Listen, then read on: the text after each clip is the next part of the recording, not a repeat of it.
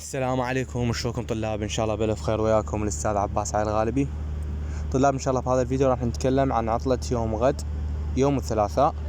اغلب المحافظات عطلت، وان شاء الله راح نقول لكم المحافظات اللي من المحتمل تنطي عطلة، لان اغلبكم جاي يراسلونا وجاي يقولون استاذ يمتى نعطل يمتى نعطل. بالبداية اشترك بقناتي مال اليوتيوب، ضروري تشترك بيها تصل لك الاخبار اول باول، لان اكثركم جاي يشاهدون وما جاي يشتركون وحده. وهاي قناتي مال التليجرام حط لك اياها باول تعرف كيف تريد تشترك تريد ما تشترك حتى انزل لكم به العطل. عندك هنا اول شيء باكر البصره معطله يوم الثلاثاء، عندك عطله. واسط ايضا عطلت، محافظه واسط.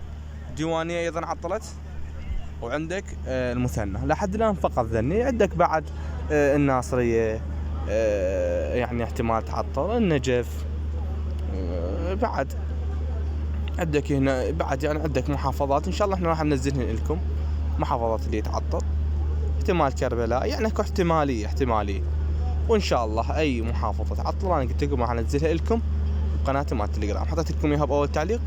في امان الله وحفظه. قبل لا اختم، فقط 4 محافظات لحد الان: البصره ومثنى والديوانيه وواسط.